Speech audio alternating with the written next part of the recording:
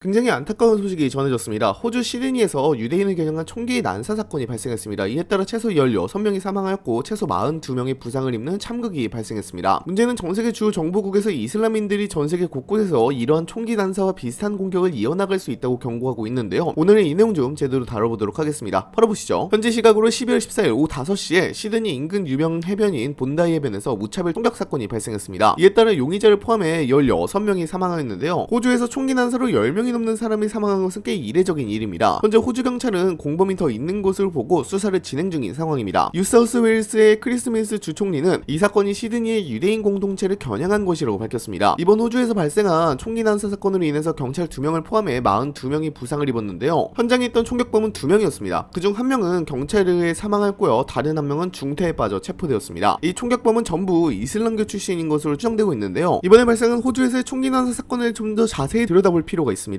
본다이 해변의 본다이 공원 놀이터의 주차장 인근에서 검은 옷을 입은 총격범 2명은 산탄총과 저격총을 가지고 왔습니다. 그리고 군중들에게 무차별 총격을 가했죠. 당시 현장에서는 유대인 명절인 한우카를 기념하는 행사가 열리고 있었고요. 관광객 등이 가족 단위로 몰려있는 상황이었습니다. 근데 여기다가 총기 난사를 한 거죠. 그중 영웅과 같은 행동을 한 사람도 있었는데요. 총기 난사를 하는 총격범들에게 다가가 한 시민이 뒤에서 덮쳐 무장해제를 시키기도 하는 모습이 보이기도 했습니다. 이 사람은 총을 2방이나 맞았지만 생명에는 지장이 없었죠. 여기에 이 총격범들은 총기 난사뿐만 아니라 사제폭탄까지 준비하면서 폭탄에 의한 공격까지도 준비 중이었다고 하는데요. 경찰이 그 전에 범인들을 제압하는데 겨우 성공하면서 폭탄까지 터지지는 않았습니다. 경찰은 이후 폭발물들을 모두 처리하는 데 성공했습니다. 앤서니 앨버니지 총리는 이번 사건 현장이 충격적이고 끔찍하다며 비극적 사건이라며 긴급 치안 관계 대책 회의를 소집했습니다. 또 12월 13일에 IS 무장대원 1명이 시리아 중부 팔미라에서 미군에 대한 총기 난사를 진행하기도 했습니다. 갑작스럽게 총기 난사를 하는 바람에 미군 2명이 사망하고 미국인 통역사 1명이 사망했습니다. 그리고 3명이 부상을 입었죠. 뉴욕타임스 보도에 따르면 시리아에서의 총기 난사는 갑작스럽게 IS 무장대원이 미군과 시리아군 합동경비단이 건물 밖에서 경비를 서고 있었는데 그들에게 총격을 가했다고 설명했습니다. 총격범은 현장에서 즉시 사살되었죠. 이 총격범은 기관총으로 총기 난사를 했다고 합니다. 다만 흥미로운 것은 이 총격범이 시리아 내무부 산하 보안요원으로 확인이 되었는데요. 누르딘 알바바 내무부 대변인은 국영TV를 통해 테러범은 고위직은 아니며 최근 신원 제조사에서 IS가 추종하는 이슬람 순위파 극단주의인 타크피리 사상을 지녔다는 의심을 받던 인물이라고 설명했습니다. 이에 트럼프 대통령은 이번 공격은 시리아 정부가 통제하지 못하는 지역에서 발생했고 파라 시리아 대통령도 이번 공격에 분노하고 있다고 밝혔으며 그러면서 강력하게 응징할 것이라고 경고했습니다. 사실 이뿐만이 아닙니다. 독일에서는 크리스마스 때 군중들이 밀집한 지역에 트럭으로 군중들을 공격할 계획을 짜고 있었는데 이것을 사전에 차단하는 데 성공했습니다. 12월 12일에 독일 경찰은 남부 바이에른주에서 트럭 공격을 모의한 혐의로 이슬람인 용의자 5명을 체포하는 데 성공했는데요. 이집트인 1명, 모로코인 3명, 시리아인 1명이었습니다. 이 중 이집트인은 바이에른주의 한 모스크에서 이슬람 성직자로 활동하던 인물들이었죠. 이들은 이슬람주의적 동기를 가지고 이러한 트럭 공격을 모의하였는데요. 실제로 2024년에 독일 마그데부르크에서는 크리스마스 때 차량 돌진 공격이 발생해서 300명이 넘는 사상자가 발생하기도 했습니다. 지금 전세계 곳곳에서 이슬람인들이 불특정 다수를 겨냥하여 테러를 하려고 한다는 소식이 연이어 들리고 있습니다. 몇몇으로는 실행까지 옮기기도 했고요. 여기서 우리가 잘 봐야 하는 키워드는 2개입니다. 이슬람과 유대인이죠. 이번에 사건을 일으킨 범인들은 죄다 이슬람인들이었습니다. 특히나 호주에서는 이 범인들이 유대인 행세를 겨냥하고 이런 끔찍한 일을 저질렀는데요. 전세계 주요 정부국들은 연말연시에 많은 인파가 몰리는 행사 때 차량 돌진이나 총기 난사 등의 테러가 발생할 수 있다고 경고하고 있습니다. 특히나 이슬람 극단주의자들은 크리스마스 관련 행사 때 이런 공격을 하면 서구 전체를 공격한다는 메시지를 줄 수 있는 데다가 행사장 총재가 느슨하다는 점을 노려서 공격을 일삼고 있는데요. 당장 한국의 국가정보원에서도 유럽이나 미주에서 크리스마스 마켓 대상으로 공격이 발생할 가능성이 있다고 하며 경고를 내기도 했습니다. 특히 최근 몇 년 사이 이스라엘이 가자지구와 서한지구, 시리아, 레바논, 이란까지 군사행동의 범위를 넓히는 모습이 반복적으로 노출되면서 이슬람권 내부의 분노는 누적되고 있습니다. 이스라엘은 자국 안보를 명분으로 공습, 특수작전, 표적 제거를 지속해왔고 이 과정에서 민간인 피해가 대규모로 발생하는 장면들이 실시간으로 전세계에 중계되고 있습니다. 이 장면들은 단순한 전쟁 뉴스가 아니라 이슬람권 대중에게는 종교적 모욕으로 인식되고 있고 유대국가 이스라엘과 유대인 전체를 동일시하는 위험한 인식으로 빠르게 확산하고 있습니다. 특히 팔레스타인 문제가 수십 년째 해결되지 않은 상태에서 이스라엘이 군사적 우위를 앞서 행동하는 모습은 이슬람권 젊은 세대에게 극단적인 서사를 제공하고 있고 힘에는 힘으로 맞서야 한다는 논리가 온라인과 모스크, 비공식 네트워크를 통해 끊임없이 재생산되고 있습니다. 이 과정에서 일부 극단주의 세력은 이스라엘과 유대인을 구분하지 않은 채 전세계 유대인 공동체를 하나의 적으로 규정하며 공격을 정당화하고 있고 실제로 유대인 행사, 회당,